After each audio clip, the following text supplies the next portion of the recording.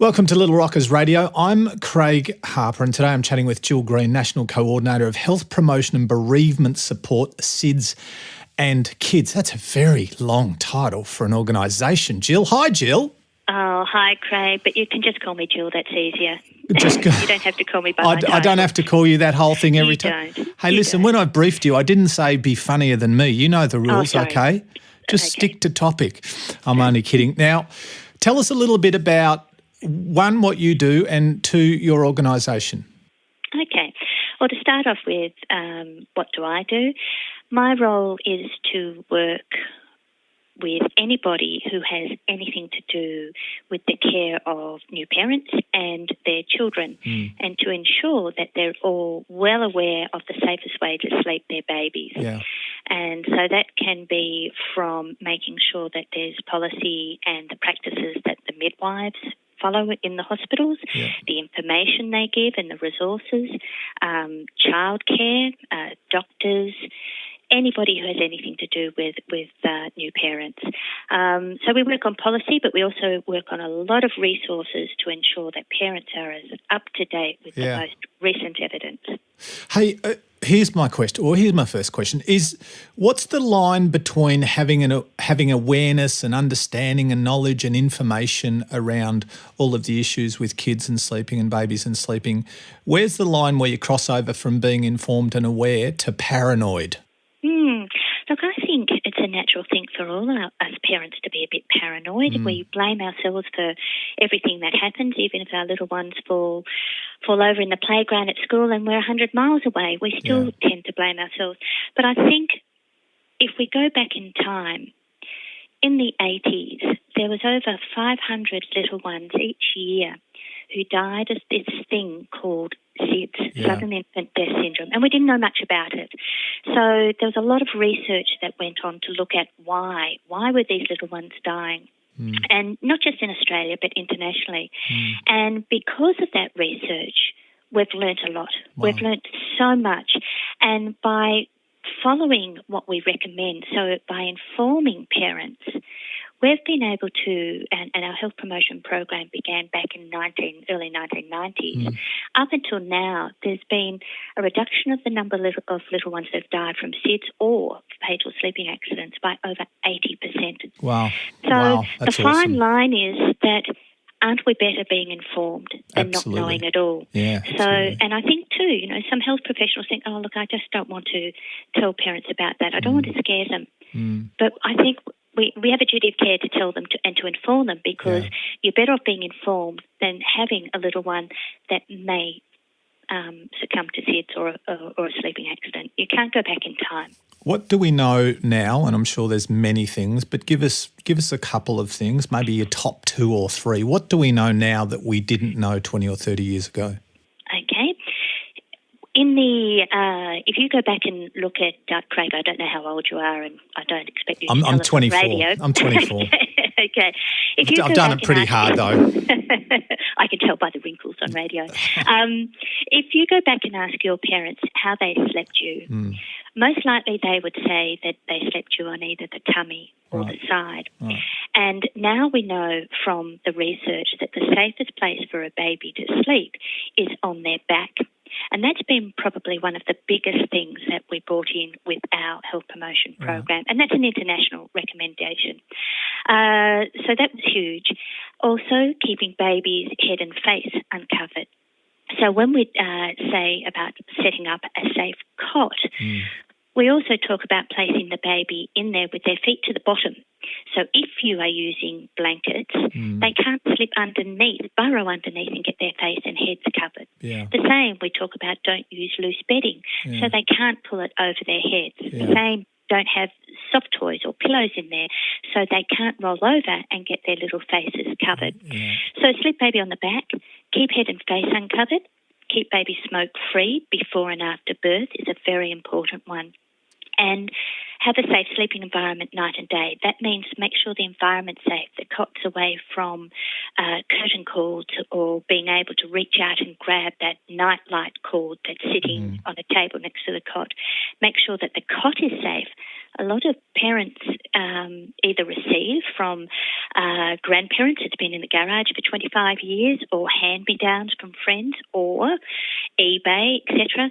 Cots that are too old, and they're not safe. They do not meet the current Australian New Zealand mandatory standards. So we say, have a safe cot. Make sure there's a safe mattress. Make sure you're using safe bedding, and don't use pillows, bumpers, soft toys in there, lamb's wools. So you're taking all that soft, puffy material out.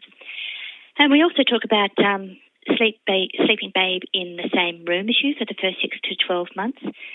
Can be a good thing. It seems to be that babies are more aware of mum and dad in the room, and you're snoring and you're gurgling, and so their arousal is kept up. And mum and dad are more aware of what's going on in that cot next to them. So if babe grizzles or gets into trouble, they can react in a faster mode. And breastfeeding. So they're the 6 main messages. Wow, you're all over that. Well, my parents, the recipe back in the day was loud music and Valium. They just shoved me, but probably not the I don't know if the Valium was actually for the kids, though. I think it was for the mum, but we don't recommend that either. Breastfeeding is much better. I know there was Valium and possibly some alcohol involved, but fortunately we've moved on since the dark ages. Okay. At about what age do we transition the kids from cot to bed? Okay. This is a new resource that we've put out, because the next big injury time is when your little one starts to climb. And so there's a new resource we've got on our website, and it's called Cot to Bed Safety. And this has been developed because there have been too many injuries and there has been a few deaths.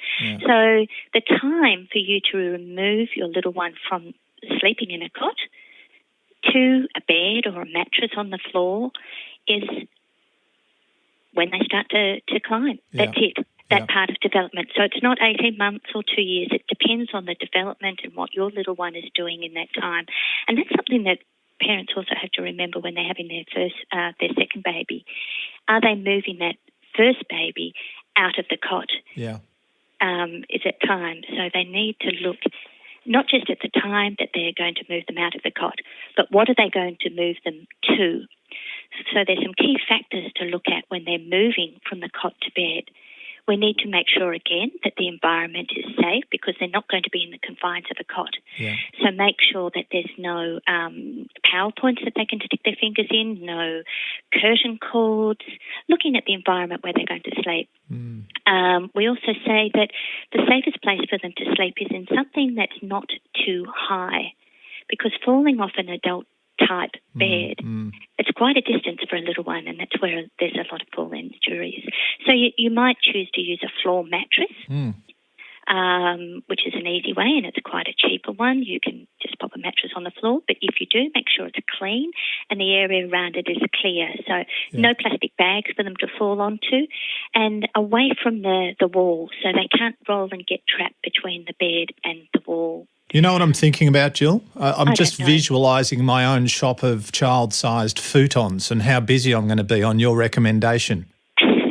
Well, I think we need to look at the futon too. So is the futon nice and firm? If it is firm, that's a good idea. But if it's soft and puffy, then it's not the best thing for babies, for toddlers to sleep on, because when they roll over, they can still sort of get their faces stuck in that soft and puffy, if it's like a doona or one of those soft puffy futons. So perhaps a firm mattress on the floor would be best.